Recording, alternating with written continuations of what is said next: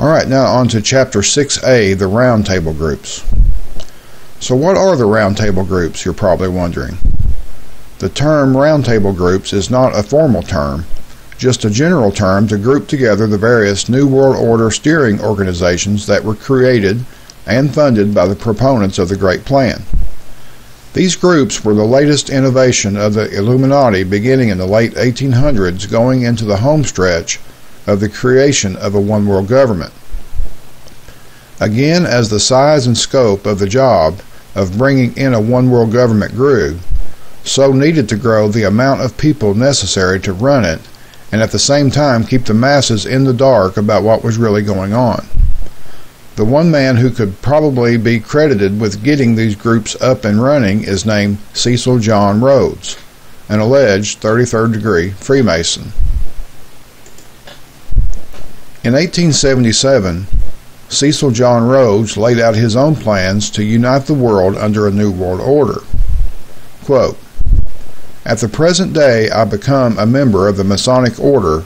I see the wealth and power they possess, the influence they hold, and I think over their ceremonies, and I wonder that a large body of men can devote themselves to what at times appear the most ridiculous and absurd rites without an object and without an end. The idea gleaming and dancing before one's eyes like a will-o'-the-wisp at last frames itself into a plan.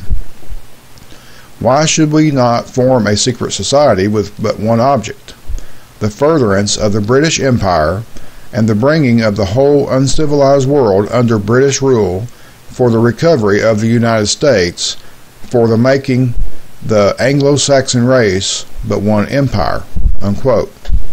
Cecil Rhodes' book, Confessions of Faith. Rhodes, who was in fact financially backed by the Rothschilds, acquired enormous wealth by developing diamond mining properties in Africa, founding the legendary De Beers Diamond Company. At one time, De Beers controlled 90% of the entire world's diamond market, although that number has since slipped a bit. The African country of Rhodesia was not only founded by Rhodes, but named after him, and was part of the British Empire at one time. After gaining independence from Great Britain, Rhodesia was split into two countries, Zambia and Zimbabwe. Rhodes was a member of the British Fabian Society, counting among its more influential members Andrew Carnegie of Carnegie Steel and H.G. Wells, author of the New World Order. The Fabian Society stated that world socialism was inevitable, and that there would be a difficult and painful transition period for mankind in the near future. Quote, "Countless people will hate the New World Order, and will die protesting it. When we attempt to evaluate its promise, we have to bear in mind the distress of a generation or so of malcontents, many of them quite gallant and graceful-looking people." Unquote. H.G. Wells. And I'll throw in here, if you're watching this and getting anything out of it much, you're probably one of the malcontents, but I'd say you already know that.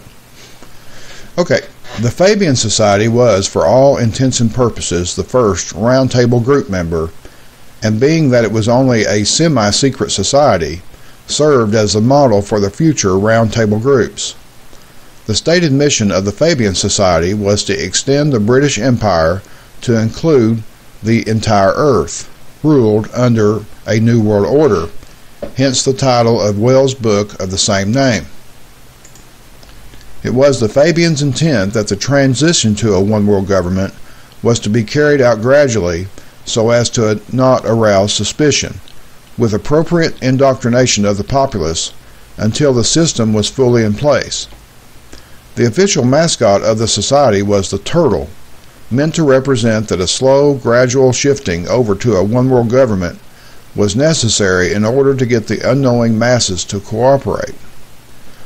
When Rhodes died in 1902, he donated his fortune, placed with the British Rothschilds, to establish a Rhodes Scholarship Program at Oxford University in England to carry out the ideas formulated within the Fabian Society, which is the implementation of the Great Plan, New World Order.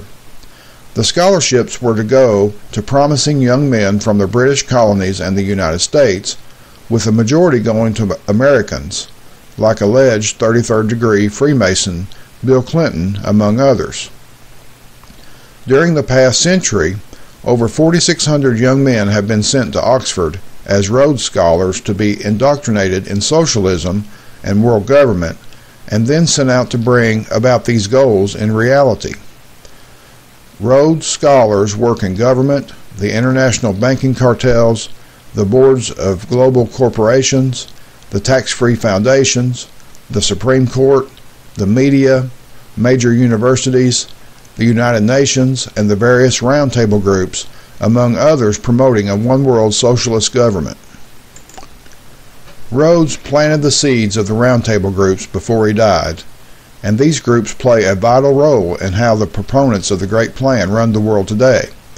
Rhodes was viewed within the Illuminati circles as the, quote, new Weishaupt, unquote, for his controlling nature, his high intelligence, and his vision for the future of the world under the Great Plan. His appointed successor, alleged 33rd degree Freemason Lord Alfred Milner, continued Rhodes' work after his death. The roundtable groups, as they are generally called today by the Truth Movement, are as follows: the British Royal Institute for International Affairs, founded in 1919, the Council on Foreign Relations, the U.S. version of the Royal Institute of International Affairs, founded in 1921, the Bilderberg Group, 1954, the Club of Rome, 1968, and the Trilateral Commission, 1973. Each seceding group was added as the conspiracy grew in size and scope in order to maintain orderly control of it. These are the organizations through which the Western nations' governmental policies are formulated by the Illuminati today. The CFR literally is the establishment you probably have heard referred to over the years. All of these organizations are run by the Illuminati to facilitate the bringing in of the Luciferian New World Order. Okay, well, that's the end of that subchapter. And I know this might not seem that interesting, maybe to a lot of people, but it is very vital to understand kind of how long this has been going on. But if this is interesting to you, and if you want to somebody that really knows this inside and out, I would highly recommend finding some of Dr. Dennis Cuddy's books. He was on the radio with Stan Monteith on Radio Liberty for years, doing show after show, week after week, many times or almost every time referring to quotes from these people, from Cecil Rhodes, Milner, the Milner Group, on and on.